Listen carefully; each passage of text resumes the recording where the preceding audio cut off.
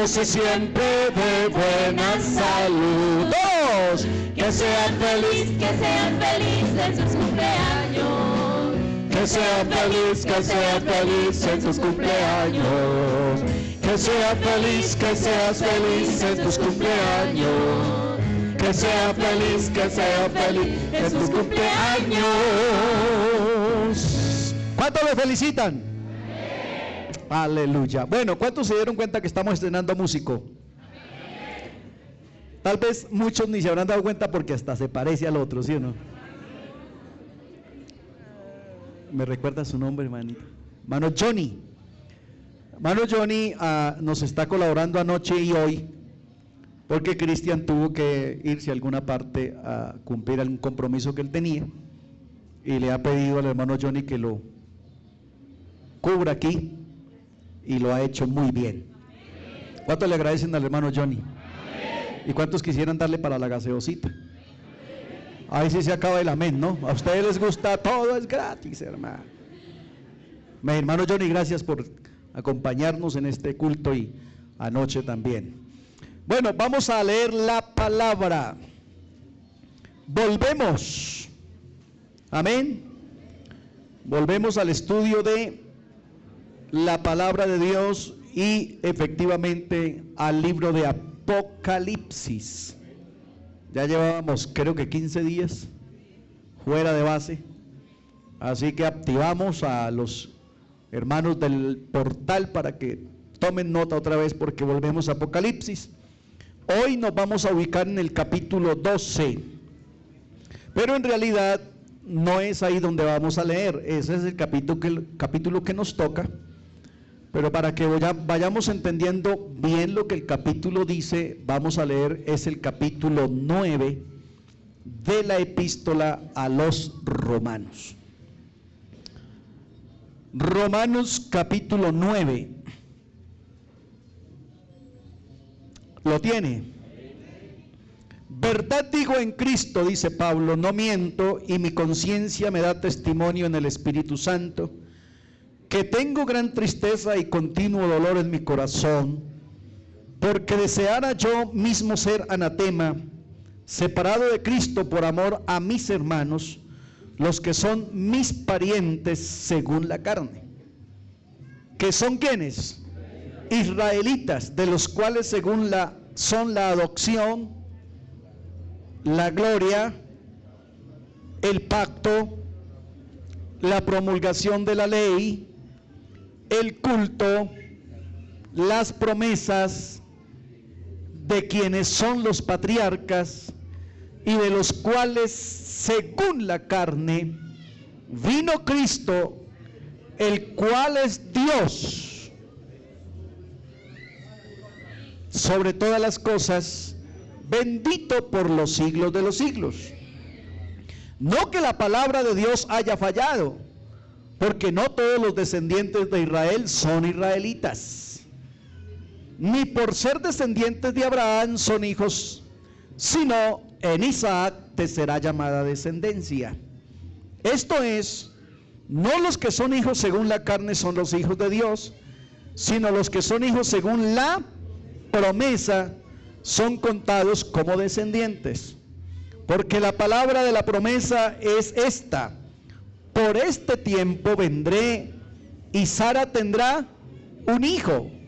Y no solo esto, sino también cuando Rebeca concibió de uno de Isaac nuestro padre, pues no había aún nacido, ni había hecho aún ni bien ni mal, para que el propósito de Dios conforme a la elección permaneciese, no por las obras, sino por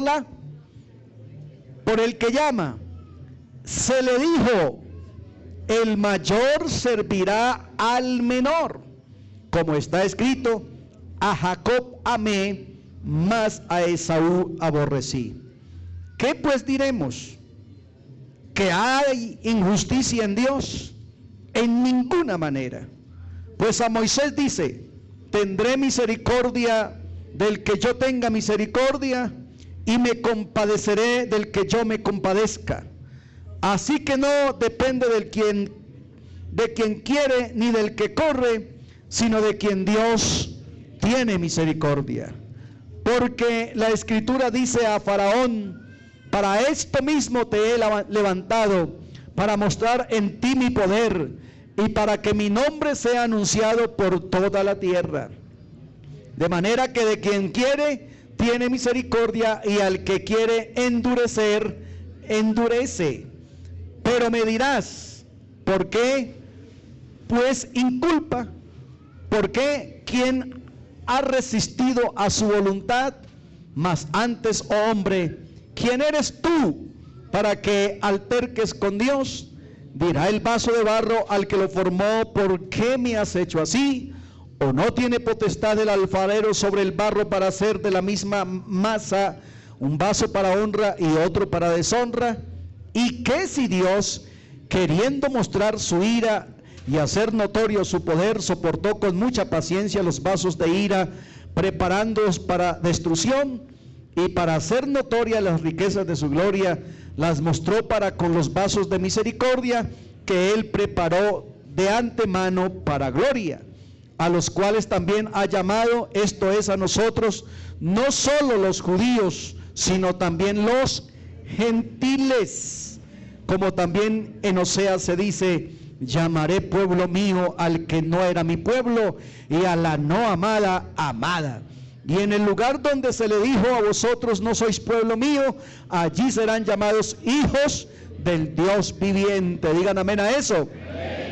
Y también Isaías clama tocante a Israel: si fuere el número de los hijos de Israel como la arena del mar, tan solo el remanente será salvo, porque el Señor ejecutará sus sentencias sobre la tierra en justicia y con prontitud.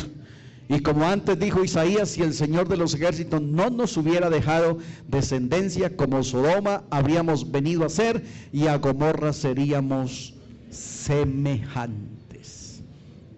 Alguien que diga gloria a Dios. Siéntese, por favor. Bueno, llegamos entonces así al capítulo 12 de Apocalipsis. Recordemos que el capítulo 12 de Apocalipsis nos narra una visión que tuvo Juan.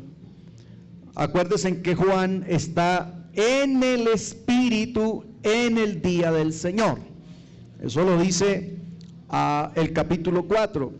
Yo al instante estaba en el Espíritu en el día del Señor. El día del Señor tiene varias connotaciones, referencias y significados en la palabra, y sobre todo en la profecía escatológica.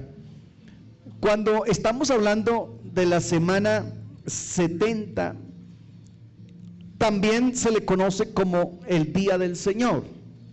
A partir de que el Señor levante su iglesia, entonces a eso se le llama también el día del Señor. Así que el día del Señor tiene varias connotaciones. Juan está teniendo entonces una visión, amén, una visión que es un interludio además entre la séptima trompeta y el inicio de las 7 copas. Amén.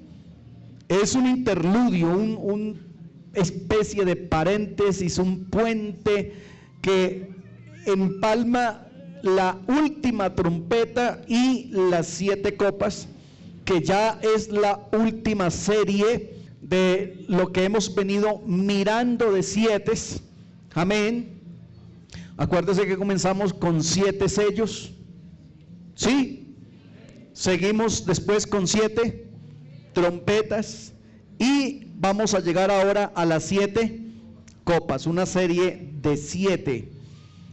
Esto que Juan está viendo en el capítulo 12 de Apocalipsis, entonces es el interludio entre la última trompeta y el inicio del juicio de las copas. Recordemos que no son los sellos un juicio, las trompetas otro juicio y las copas otro juicio, sino que lo que hemos aprendido en el estudio es que los sellos, las copas,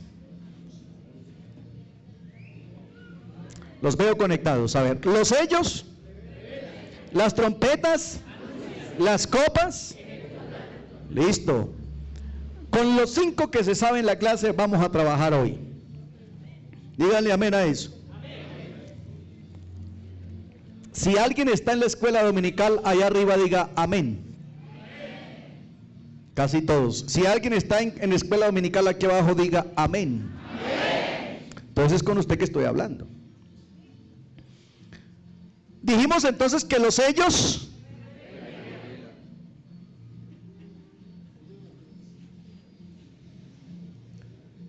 para todos. Dijimos que los sellos, que las trompetas y que las copas.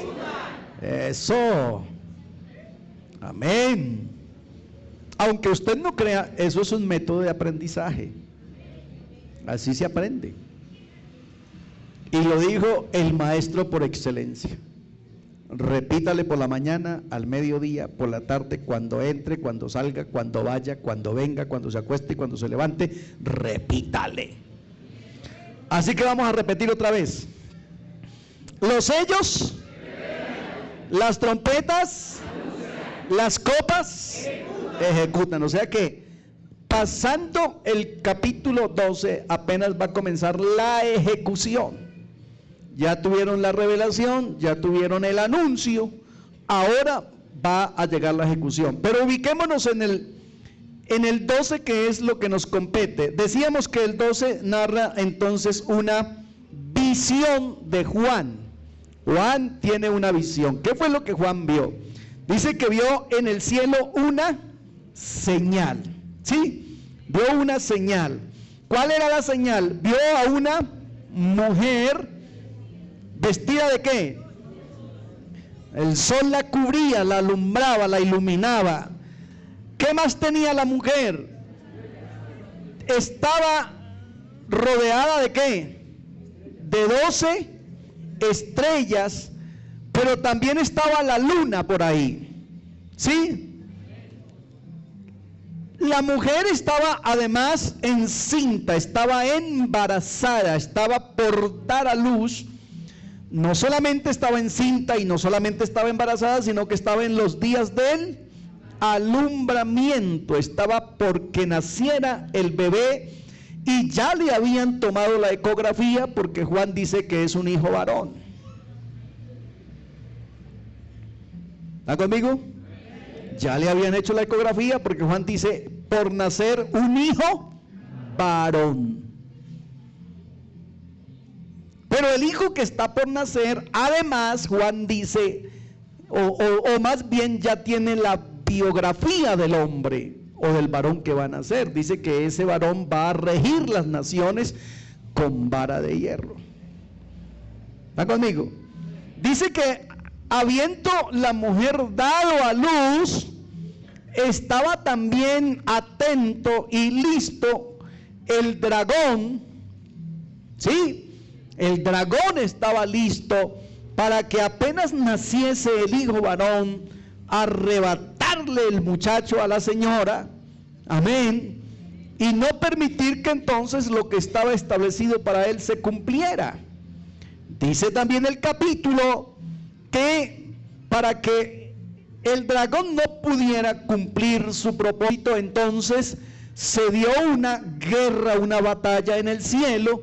Miguel y sus ángeles peleaban o luchaban tremendamente con el dragón y sus ángeles. Amén. Sigue diciendo el capítulo que entonces a el muchacho, el hijo varón, habiendo nacido, fue arrebatado, pero no por el dragón, sino que fue arrebatado para Dios. Amén. Fue arrebatado para Dios. Yo no sé si eso le suene o le parezca que tenga que ver por allá con Hechos capítulo 1, cuando Jesús estaba hablando con los discípulos, charlando, haciéndoles algunas recomendaciones. Vea, muchachos, yo me voy, pero no los dejaré huérfanos, vendré a vosotros, etcétera. También lo encuentra en Juan capítulo 17 en adelante. Yo me voy, pero ustedes saben a dónde voy y también conocen el camino. Amén. Y les empieza a dar una serie de sermones de consolación. Y dice mi Biblia que estando en esto Jesús como consolándolos y animándolos y dándoles herramientas, dice que una nube lo cubrió. Amén.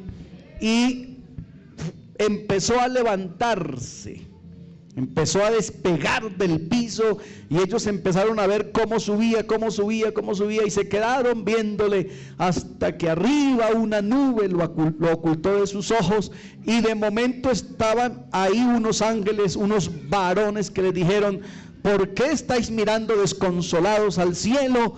Así como le habéis visto ir, así mismo vendrá. Denle una alabanza al Señor. Aunque a usted no le parezca, esto que les estoy narrando de Apocalipsis 12 tiene que ver con esa escena. Fue arrebatado. El hijo varón que nació fue arrebatado, porque ese alumbramiento, entonces vamos a verlo desde dos ópticas. Amén. Miqueas capítulo 5 nos habla del alumbramiento: y tú, Belén Éfrata, pequeña entre las demás aldeas, pero de ti nacerá el que ha de ser el Salvador del mundo. Ya vamos a ir por allá, por esas citas, para que entendamos que esto no es solamente uno ubicarse ahí en Apocalipsis 12 y arrancar corriendo a decir, no, es que esto tiene sustento bíblico. Amén. El mismo libro del Génesis, desde el capítulo 3, el verso 15, ya nos está hablando del nacimiento de este muchacho, de este hijo varón. Génesis capítulo 3, el verso 15 nos habla de la promesa salvífica, la primera de todas las promesas que se escribieron en la palabra de Dios, la primera de todas las promesas de restauración, de redención, de perdón y de volver a que el hombre regresara a su imagen inicial. ¿Qué fue lo que dijo Génesis 3:15? ¿Quién me dice? Pondré enemistad entre ti, o entre tú y la mujer, ¿sí? Entre tu simiente y la simiente suya. Esta te herirá ¿en qué? En la cabeza, y tú le herirás en el calcañal. Eso es una promesa de Mesías. Tenía que nacer un hombre que fuera el Salvador del mundo. Amén. Y es el mismo Génesis, eso ustedes lo conocen hasta la saciedad, es el mismo Génesis, por ahí en el capítulo 37, que nos habla de la visión, la misma visión que Juan está viendo. Es el mismo sueño que tuvo José, ¿se acuerdan? Que los hermanos de José lo aborrecían porque José era un soñador, y ellos creían que él se las quería dar de más, que quería gobernar sobre ellos. Y entre los sueños que José tuvo uno muy idéntico a la visión que Juan está viendo. Dice que José soñó, ¿se acuerdan? Que soñó que el papá, la mamá y los hermanos, amén, amén, se inclinaban y hasta se postraban delante de él. Eso le costó a José que lo vendieran, que lo pusieran en la cisterna y que lo entregaran a un país vecino, porque los muchachos terminan diciendo, ¿qué crees tú y qué quieres tú? Que nosotros nos humillemos y tú eres el menor, y que nos postremos delante de ti, y también mi papá y mi mamá. No estoy tan tibio, hermano. Pero ellos no entendían, tal vez ni el mismo José lo entendía. Por eso José aquí hace un tipo de Cristo. Amén. No solamente por el sueño, sino porque fue vendido también. ¿Fue vendido por quién?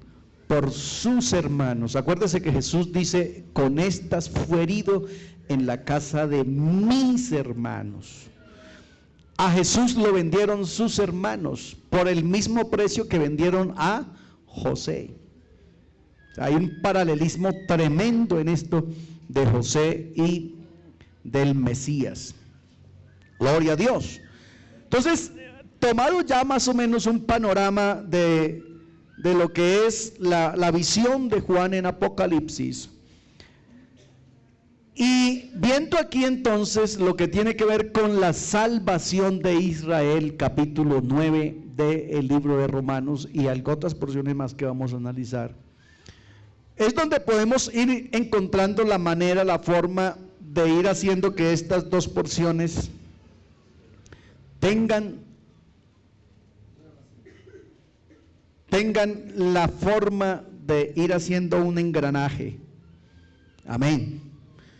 Entonces vaya haciendo el engranaje con Apocalipsis 12, Romanos 9, Miqueas 5, Génesis 3, Génesis 37.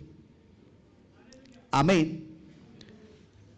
Para que cuando lleguemos a tomar la conclusión, porque esta mujer que aparece en Apocalipsis 12 tiene la misma o ofrece la misma dificultad que nos ofreció el capítulo anterior con respecto a los testigos.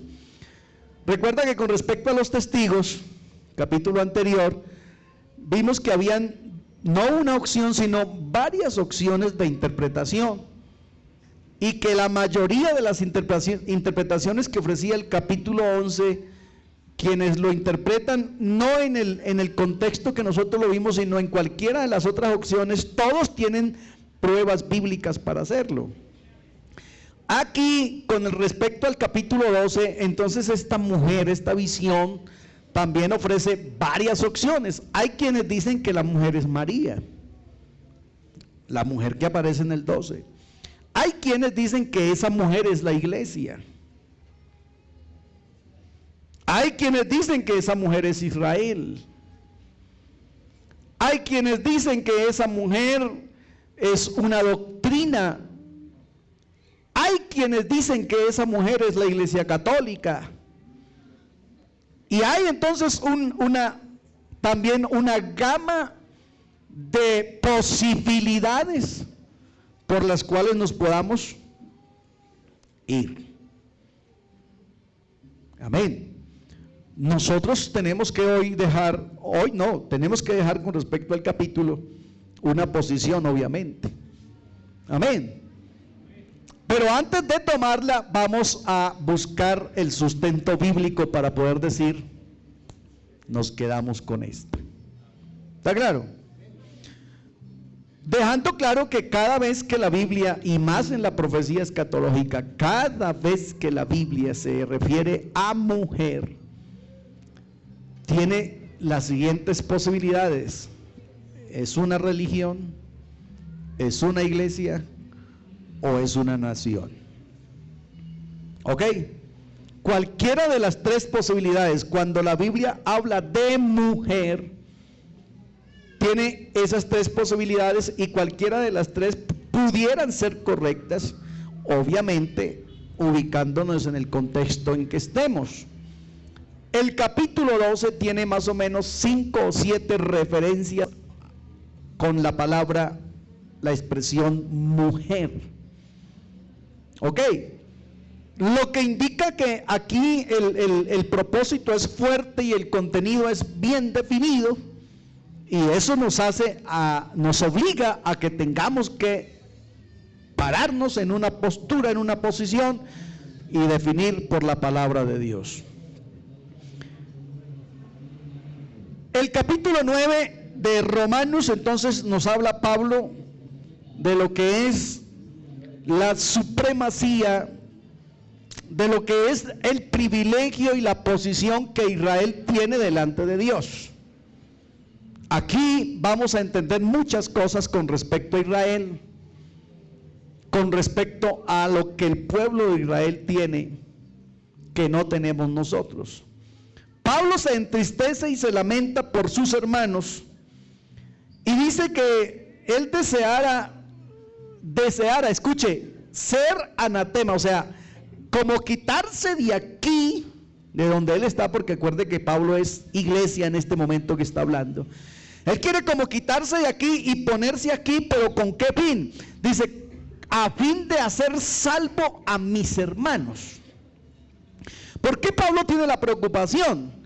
Porque a Pablo se le ha revelado el evangelio de Jesucristo en todo el sentido de la palabra. Amén. Pero acuérdese que Pablo es descendiente de Israel. ¿Es de la tribu de quién? ¿De dónde? ¿De qué tribu es Pablo? De la tribu de Benjamín. ¿De qué tribu es Pablo? Repita con ganas para que se la grabe. ¿De qué tribu es Pablo? Pablo es descendiente de la tribu de Benjamín. Por eso él se considera judío. ¿Ya? Israelita de sangre, porque él es descendiente de la tribu. Pero a la vez también es ciudadano romano. Eso lo hace entonces también gentil. ¿Ya? Entonces, a él se le revela el evangelio por una tremenda manifestación de Dios. Ustedes la conocen. ¿Sí se acuerdan?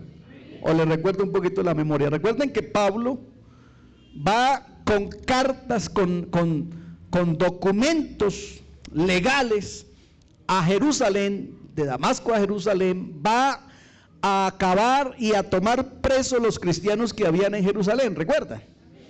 Él iba con su gente y iba a hacer añicos el cristianismo en Israel. Pero yendo de camino, dice mi Biblia que Pablo recibió una revelación de parte de Dios. Amén. Que de repente lo cubrió un rayo del cielo, rayo de luz, porque el evangelio nunca será oscuridad, el evangelio siempre es luz. Un rayo de luz que lo cubrió y lo tumbó del caballo. No, de la yegua, del burro, del camello. Está incrédulo Héctor hoy. Entonces, ¿de qué lo tumbó? No lo tumbó de nada. Ah, bueno. Porque uno escucha mucha gente diciendo, y Pablo se cayó del caballo. ¿Y de qué color era el caballo?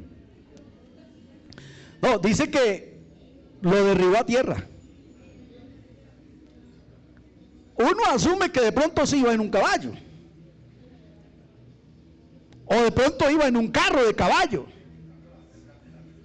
Pero entonces, para que no la embarremos, señor predicador, lo derribó a tierra. ¿Listo? El rayo de luz lo derribó a tierra. Amén. Y oyó una voz que le dijo, Saulo, Saulo, ¿por qué me persigues? Y aquí voy a cobrar de contado.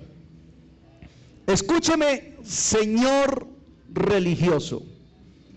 Pablo no era un mundano, Pablo era un seguidor, guardador de la ley, celoso del día de reposo. Amén. Amén.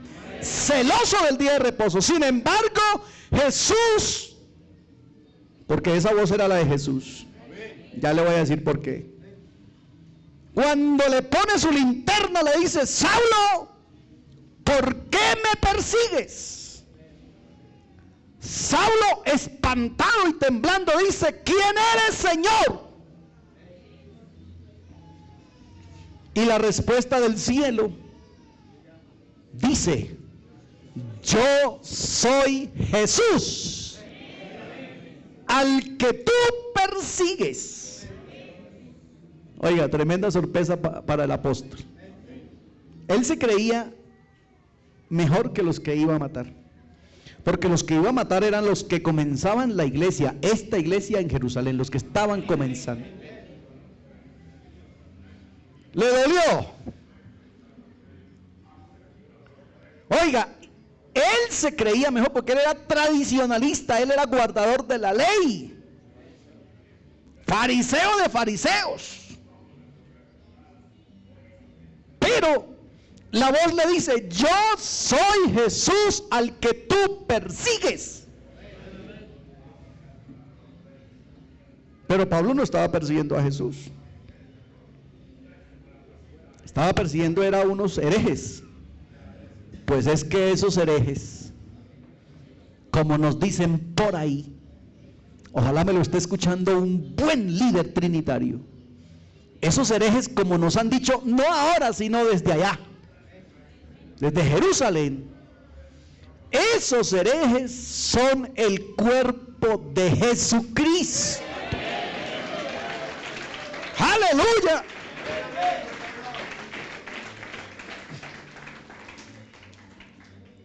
A propósito, ya que toqué el tema que a mí me mata, ayúdenme a orar porque tengo una invitación para la ciudad Bolívar. Se van a reunir todas las iglesias y todos los pastores a un seminario de unicidad. Y nos han invitado para que vayamos a extenderles este seminario. Yo sé que el Señor nos va a ayudar. Estoy ilusionado, hermano, y ojalá vaya el que tiene que ir. Amén. No por lo que yo sepa, sino por lo que yo sé de Dios. Aleluya. Yo soy Jesús al que tú persigues. Cualquiera que se meta con esta iglesia se metió nada más y nada menos que ¿con quién? Con Jesús. Porque si usted lee, mi amigo, lea la Biblia y verá que Pablo iba a perseguir esta iglesia. Esta, no le estoy diciendo otra, esta iglesia. La iglesia que acababa de nacer en el aposento alto en Jerusalén, que había recibido el Espíritu Santo y que predicaban que Jesucristo es Dios manifestado en carne. A esos herejes que tenían esa locura y ese mensaje, Pablo iba a perseguir porque él creía que este era un mensaje que había que acabar y destruir. Pero se encontró con el dueño del mensaje por el camino. Dígale amén a eso. Entonces, este Pablo está ahora metido en un problema. Él no deja de ser judío, pero ahora es iglesia. ¿Me está entendiendo ahora sí por qué Pablo siente dolor aquí? Porque él no dejó de ser judío, él seguía teniendo esa corriente y esa sangre judía, pero además es iglesia. Y entonces Pablo ve que los de su casa, los de su parentela, los de su prole no se están salvando, se están salvando los otros. Amén. Para que se cumpliera lo que Pedro había visto en el lienzo, ¿se acuerdan? En la visión, lo que había visto Cornelio. Amén. Que había en el lienzo de toda clase de animal inmundo. Ahí estábamos nosotros. Digan gloria a Dios los marranitos. Amén. Ahí estábamos nosotros. Animales inmundos. Solo había animal inmundo en el lienzo. No había de ninguna otra clase de animal. Solo animal inmundo. Y entonces se le da la orden a Pedro: Pedro, levántate, mata y come. Y Pedro dice: no, Señor, no puede ser posible, porque ninguna cosa inmunda ha entrado en mi boca. Y el Señor le dice: no, Señor, estás atrasado de noticia. Lo que el Señor limpió, no lo llames tú común o inmundo. Ese lienzo que baja desde las 4 puntas de arriba es el mismo evangelio que ha de ser predicado en los 4 ángulos de la tierra, que comenzaba con la conversión de la casa de este señor, a quien la visión también le había dicho: usted es un buen religioso, usted hace buenas limosnas, usted da buenas ofrendas, pero una cosa te falta. Lo mismo que te hace falta a ti, mi amigo, que está conmigo esta tarde aquí, lo mismo que le hace falta a ti, mi amigo, que está en el internet, y lo mismo que le hace falta al pastor trinitario religioso que está parado frente a un púlpito hoy. A usted le hace falta una cosa. Una cosa le hace falta. Amén. No es que lo que usted esté haciendo está mal. No, el Señor le dijo a Cornelio, lo que estás haciendo está bien hecho y has subido en la presencia de Dios. Pero si se trata de salvación, le falta una cosa. Para ser religioso está bien. Para ser religioso está bien que tengas la iglesia del millón. Para ser religioso está bien que tenga el templo más bonito, pero si se trata de salvación, para salvación te hace falta una. Un aplauso para el Señor.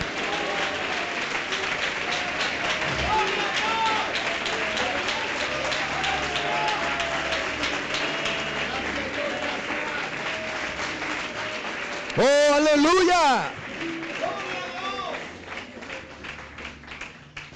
¿Y cuál era la que le hacía falta? Pedro vino a la casa. Este señor le reunió toda su familia, sus conocidos, sus amigos, los reunió. Vino Pedro, les predicó el evangelio de Jesucristo. Amén. Le hizo todo un discurso, un buen proceso. Y mi Biblia dice que cuando el sermón terminó, Cornelio y toda su casa se convirtieron a Jesucristo. Pero dice además, escúchame, y fueron bautizados en el nombre del Padre, en el nombre del Hijo y en el nombre del Espíritu Santo. ¿Quién dijo que no? Claro que sí, porque es que el nombre de Jesucristo,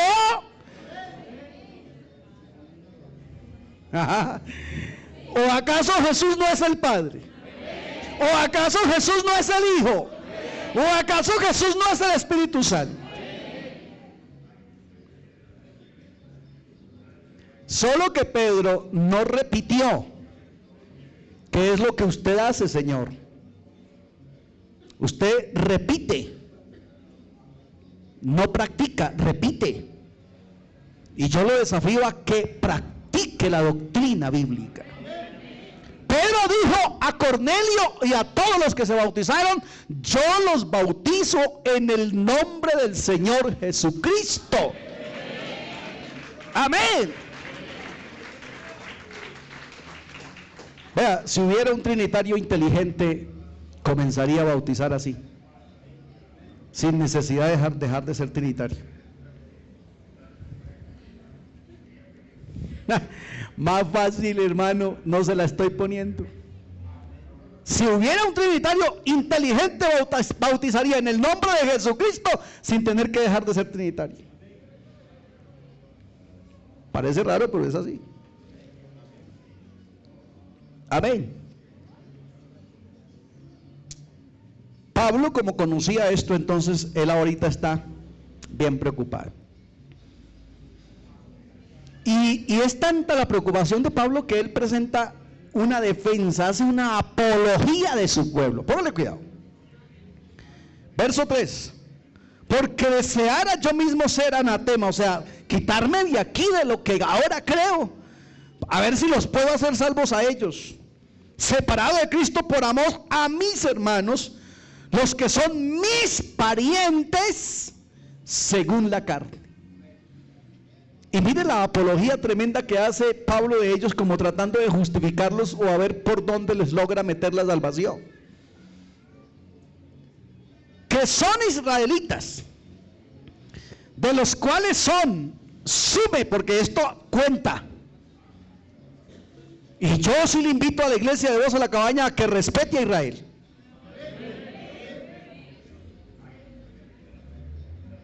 ¿Oyó? Esto cuenta, mire, de quienes son: 1, la adopción; 2, la gloria; 3, el pacto; 4, la promulgación de la ley. Vea esto: 5, el culto; 6, las promesas; 7, los patriarcas; 8, el Cristo; 7 es número perfecto, pero 8 es número de superabundancia. Así que lo que estoy diciendo es que ellos lo tienen en todo el sentido de la palabra. No solamente en lo espiritual, sino en lo físico. Tienen el número 8. Amén. De los cuales según la carne vino Cristo, el cual es un Dios. Amén. ¿Es que? Cristo es Dios. ¿Sobre qué? Sobre todas las cosas. Bendito por un siglo. Por los siglos. Ese bendito por los siglos es que Él es Dios desde antes y hasta después. ¿Algo que hacer ahí? ¿Y de quién es eso? De Israel. Entonces sí se da cuenta que la iglesia debe tener este conocimiento y debe tener bien clara la posición con respecto a Israel. Claro, lo que pasa es que nosotros no entendemos muchas cosas y obviamente que Israel es una nación hoy, una potencia mundial envuelta en política, envuelta en guerra, envuelta en tantas cosas. Pero yo le pregunto, ¿cuánto Israel no ha matado? Si aquí abajito dice, vea, verso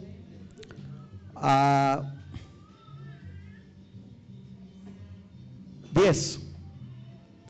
Y no solo esto, sino también cuando Rebeca concibió de uno de Isaac nuestro padre, pues no habían aún nacido, amén, no habían nacido porque Rebeca termina embarazada y ahora tiene gemelos, mellizos, ¿ya? A uno lo llamaron Esaú y a otro lo llamaron Jacob. Esos dos muchachos ya adentro en el vientre estaban agarrados. Tanto así que cuando nacieron, el uno le tenía agarrado el talón al otro y no lo dejaba salir. Estaban trenzados. Así que esta es una nación que nació para eso, para pelearla. Amén. ¿Por qué? Pues sencillamente porque ellos lo que están librando no es una guerra espiritual. A ellos Pablo no les puede decir, vosotros no tendréis lucha contra sangre y carne, sino contra huestes espirituales. Eso se lo dice Pablo a la iglesia. Pero a Israel le dice, hay que sacar la espada, papá. Porque la lucha de Israel es física. Ellos están peleando por una tierra que tiene mojones. Los tolimenses saben ese lenguaje, mojones. Los mojones son los que linderan una finca de la otra. ¿Sí o no? Ellos están peleando por unos mojones, por unos linderos que un día su padre recibió como promesa.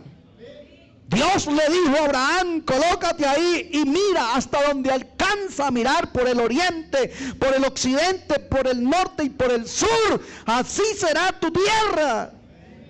Y yo la daré a ti, tu descendencia, y por allá limitará con este, y por allá limitará con este, y por aquí limitará con este, y esos serán tus linderos, y será así porque es palabra de Jehová Dios.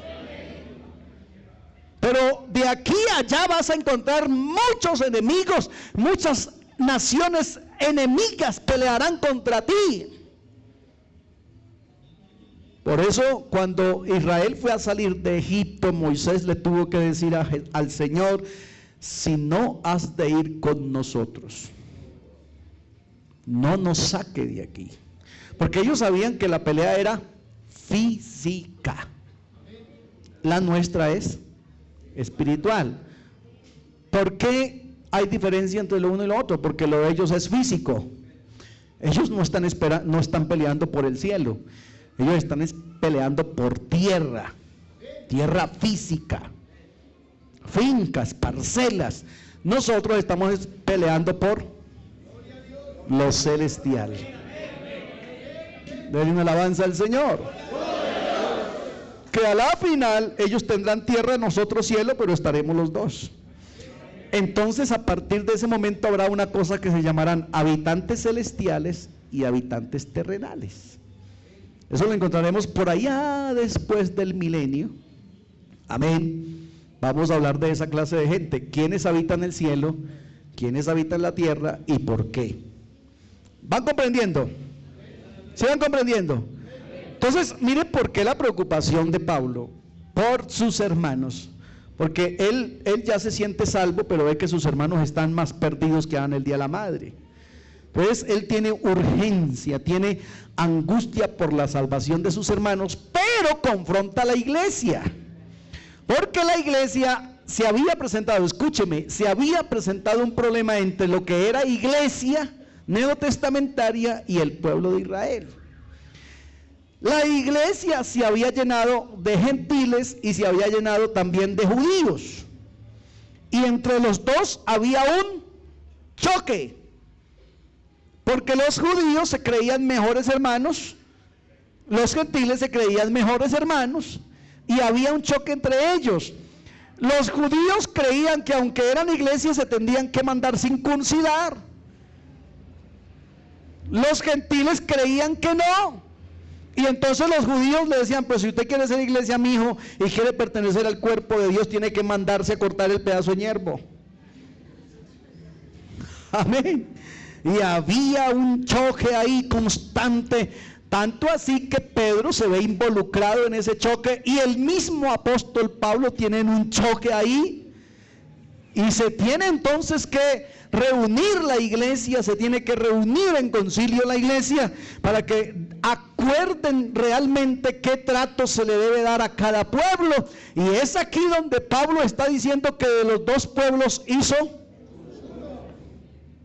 Denle una alabanza al Señor, hermano. De los dos pueblos hizo uno. Y entonces ya no hay judío ni ya hay griego, sino que los dos. Amén. Pero escúcheme esto, escúcheme para que no se envanezca. El olivo viejo, el olivo que existía eran ellos. Nosotros éramos olivo pero silvestre.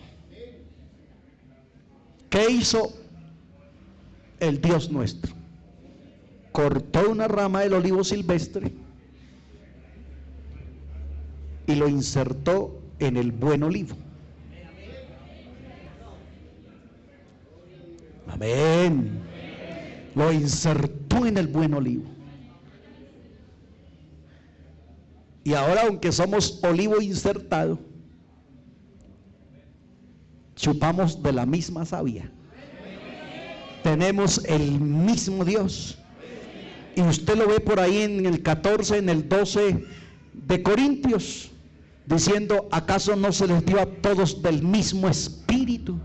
¿No recibieron todos los mismos dones? Así que ¿de qué pelean si ustedes todos han sido llenos por el mismo Espíritu Santo? Alabanzas al Señor.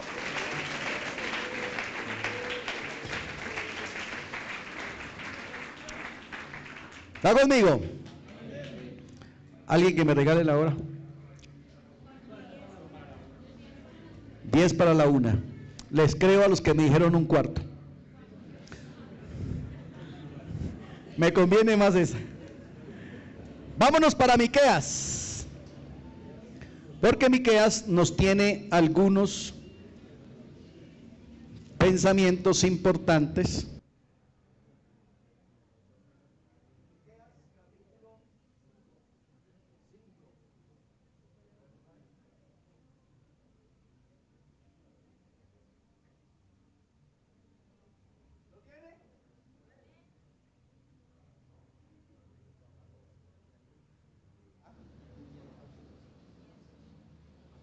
Sería, yo creo. Sí. Algo pasó aquí. Miqueas capítulo 5 dice, hija de guerreros, nos han sitiado, con vara herirá en la mejilla al juez de Israel. Verso 2, escuche.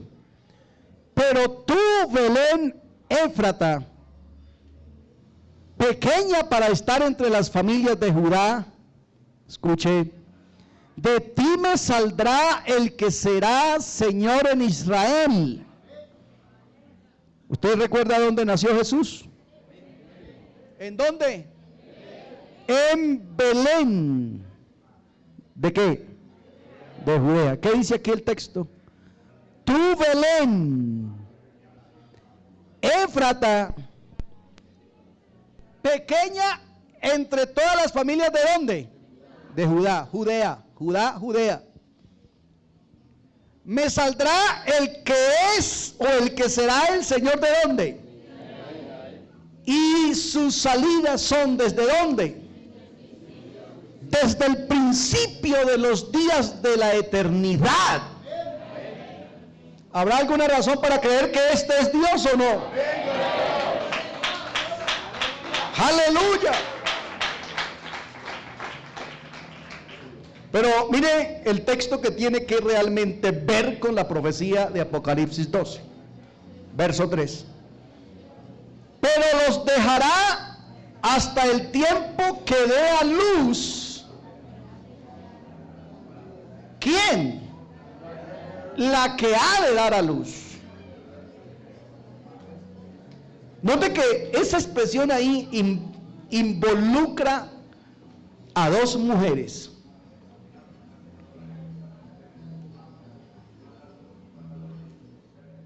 A dos mujeres. La primera, verso 2, la primera obviamente tiene que ver con María.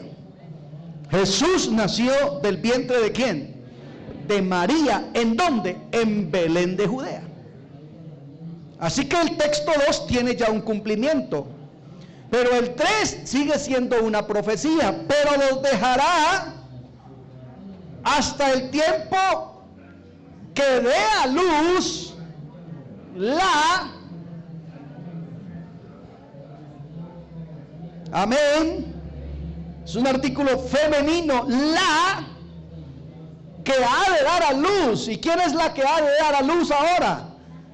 La nación. Ya no una mujer, sino la nación. A lo suyo vino y los suyos no le recibieron. No dio a luz la nación. ¿Quién dio a luz? La mujer. ¿Cuál mujer? María. Pero la nación no dio a luz. ¿Por qué no dio a luz? Porque a lo suyo vino y los suyos no le recibieron. No se engendraron de Jesucristo y no dejaron que Jesucristo naciera en sus corazones, como lo hemos hecho nosotros, aceptando que Jesucristo es nuestro Salvador. Aleluya. Y aquí va otra pildorita para usted, mi amigo. Quien no crea que Jesucristo es el Salvador del mundo, no ha estado embarazado de Él. Amén.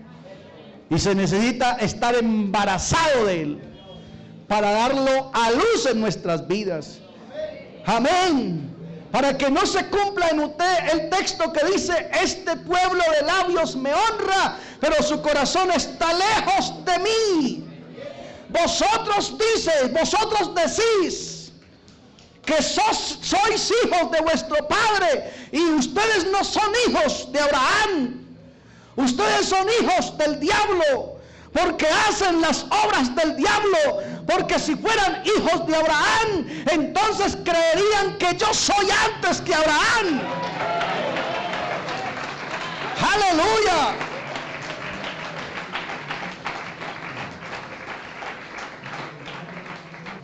Él vino, pero la nación no se embarazó. Eso indica palabras teológicas, la nación no creyó. A lo suyo vino y los suyos no le creyeron.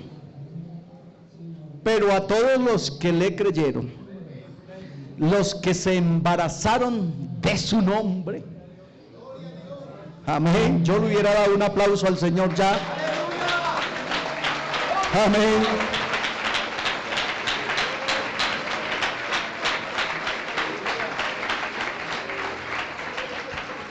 Los que se embarazaron de su nombre, les dio potestad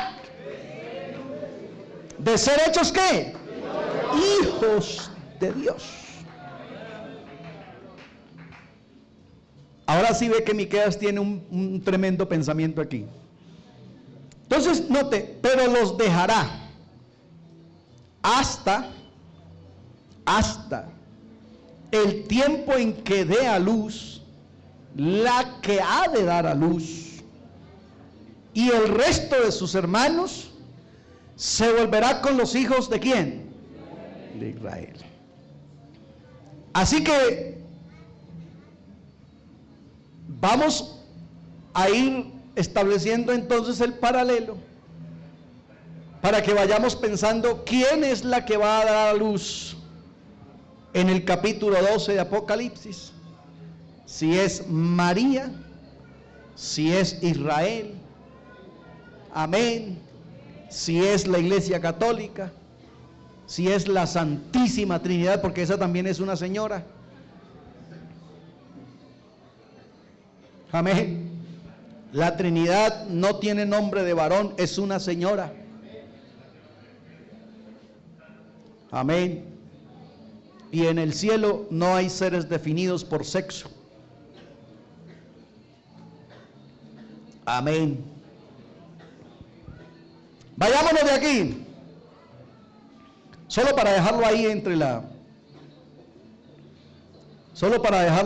la cocinando. Amén. Génesis 37.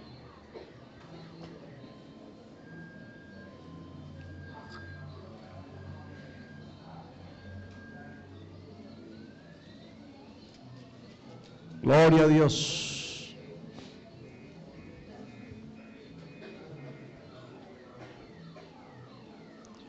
Verso 9. Soñó aún otro sueño y lo contó a sus hermanos diciendo: he aquí que soñó, he soñado otro sueño, y he aquí que el sol y la luna y 11 estrellas, la visión de Juan es de ¿cuántas estrellas? La de Juan, de 12. José vio ¿cuántas? 11, porque la otra era él. ¿Ok? La otra estrella era José, por eso soñó 11, o sea, sus 11 hermanos. La otra estrella era él, pero como aquí ya está José, por eso Juan vio 12. 11 estrellas se inclinaban a mí, y lo contó a su padre y a sus hermanos, y su padre le reprendió y le dijo: ¿qué sueño es este que soñaste?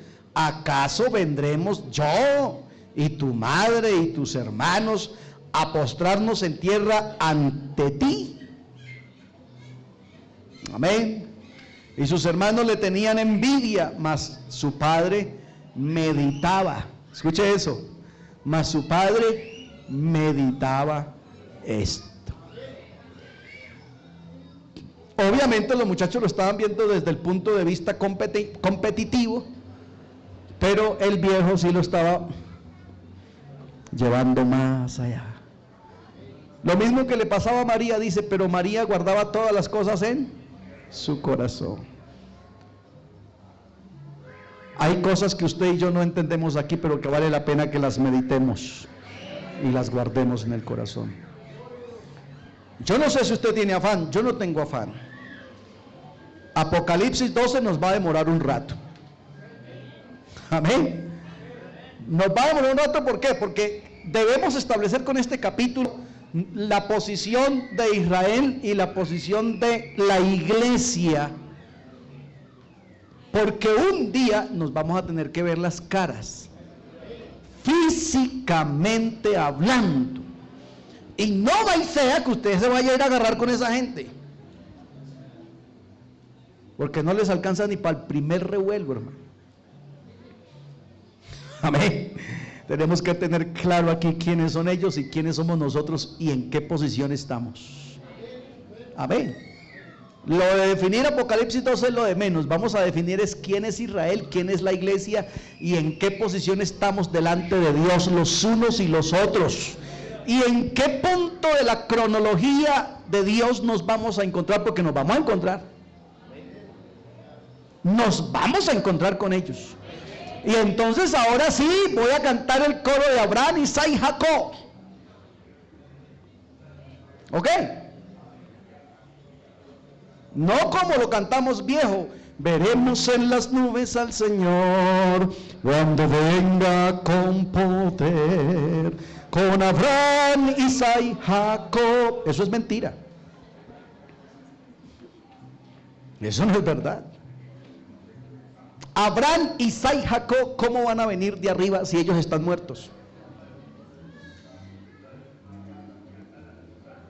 ¿Ya se ubicó? Si ellos están muertos y resucitan de últimas, porque los muertos en Cristo resucitarán primero. Ellos no murieron en Cristo.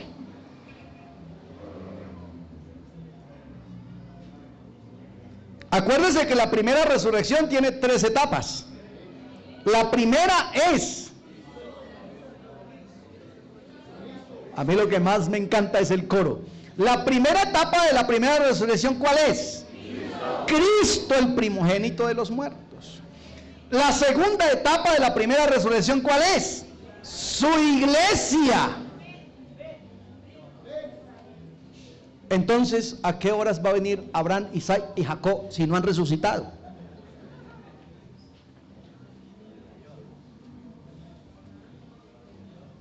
¿Ah? Así que, ojo con eso. Este coro yo no lo creo.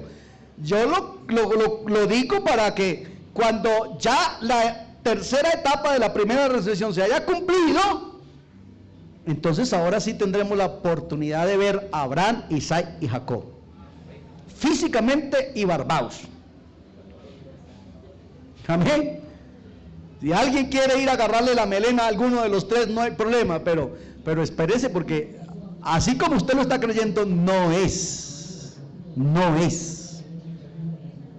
Por eso este capítulo 12 de Apocalipsis nos ha de ubicar en la verdad con respecto a Israel y a la iglesia.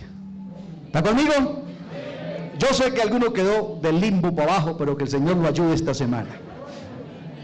Démosle gracias al Señor. Te damos gracias, Señor Jesús. Bendito sea.